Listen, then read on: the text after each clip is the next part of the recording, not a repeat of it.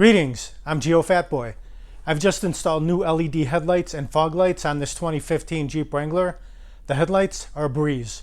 Remove the front grille, remove 4 screws from the front of each headlight, disconnect the modular wire connector in back of the headlight, install the new headlight and reassemble. Nothing to it. The fog lights, they're a little bit more involved. In the upper right corner, I'll put some other useful Jeep Wrangler videos. How to install a backup or reverse camera, how to install grab bars, how to remove and replace your outside mirrors, and how to reset the engine oil light. Keep in mind, the process will vary between model years, so check your individual vehicle. All right, let's get to work. Remove 4 screws from each fog light. 1, 2, 3, 4. Disconnect the modular wire connector and the fog light is disconnected, but oh no, you can't get the fog lights out from the underside of the Jeep. It won't fit between the round and the square crossbars. You will have to remove the fog lights from the top side of the vehicle. You'll need to remove this shroud right here. It's a heavy-duty plastic that goes from the bumper to the front grille. It's right in between, and you'll have to remove these 2 retainer clips or plastic rivets, one on the left, one on the right, just below the headlights. In order to do so, I ran into some issues which we'll get into right now. There are 2 plastic or synthetic fasteners that you'll need to remove, one on the left side, one on the right side. If you do it improperly, it will wind up looking like that, which is what you don't want. So here's the issue.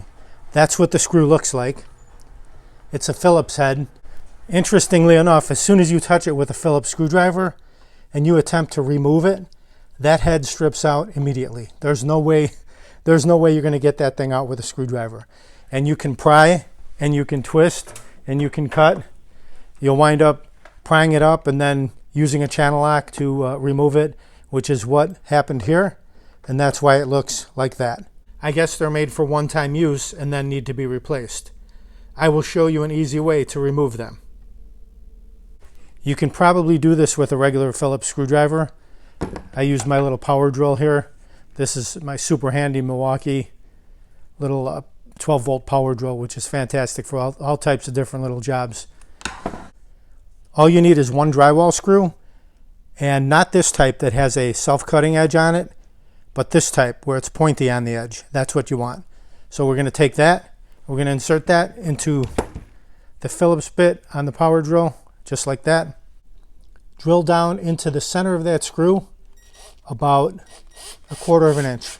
Not too far. If you go too far, what happens is you expand the bottom of it and you'll never get it out.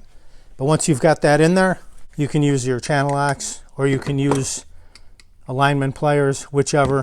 We'll use the channel lock. Now you just grab the screw, wiggle back and forth, and it pops out. You get the screw out. Once you get the screw out, you can easily remove the other part. If you don't have the proper tool for removal, you can use a screwdriver like this and pry it up and remove it.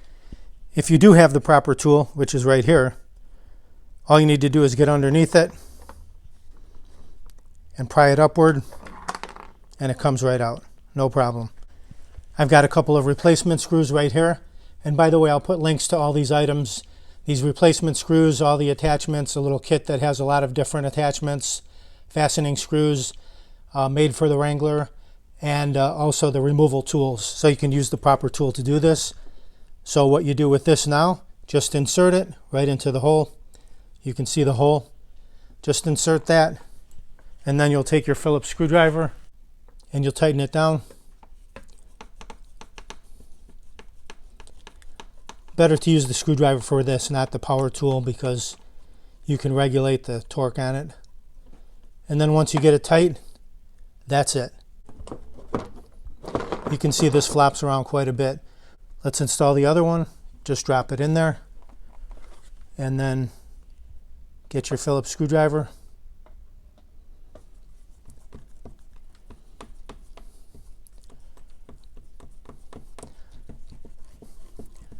Tighten it up until it's pretty snug. That's it. Now it doesn't even move. So that's what it looks like when the proper fasteners are installed. Here's the drywall screw inserted into the fiber screw that you use to pull it out. And this is the part it went into. Now, in order to get your fog lights out, you will have to remove that shroud. Once you remove those two screws,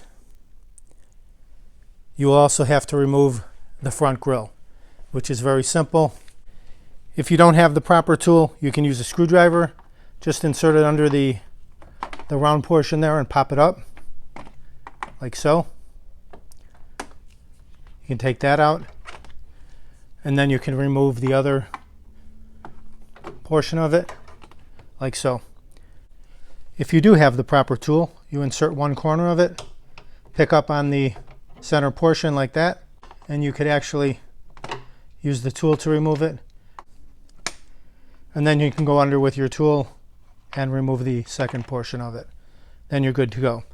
There are 6 fasteners you'll need to remove to take off the grille assembly. There's 1, 2, 3, 4, 5,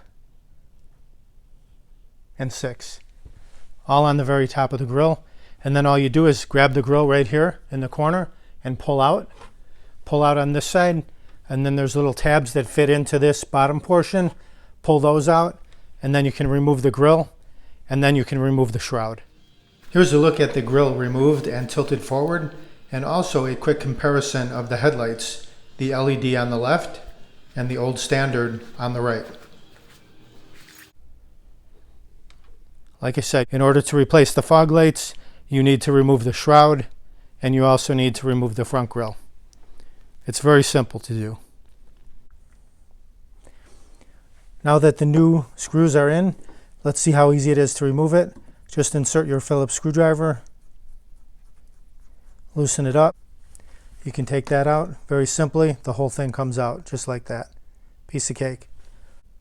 In order to install the new screw, make sure the Phillips head is backed out. Insert it into the hole all the way down. Push down on the screw. Tighten it up with your Phillips screwdriver. Just till it's snug. Now it's locked in place, won't go anywhere. Click under the video where it says show more, and you can pick up these toolkits that are perfect for removing the fasteners and trim on your vehicle. This is metal, these are all plastic. Again, this is metal, these are all plastic right here. You can also pick up the fasteners if you need them. Here's a whole box that has all the different types of fasteners you may need for the Jeep Wrangler or many other vehicles. And these are the ones that I used on the shroud. But these are perfect if you're installing a backup camera or removing any type of trim on your vehicle. These are perfect for removing that trim without damaging anything because they're made of plastic here as well. Thanks very much for watching. Please subscribe, like, and comment. And if you would like to improve your shaving experience, head over to shavenation.com. I'm Geofatboy. Have a great shave. Have a great day. Uh-oh. Looks like I have a 4 o'clock shadow. Got to go to shavenation.com. Have a great shave. Have a great day.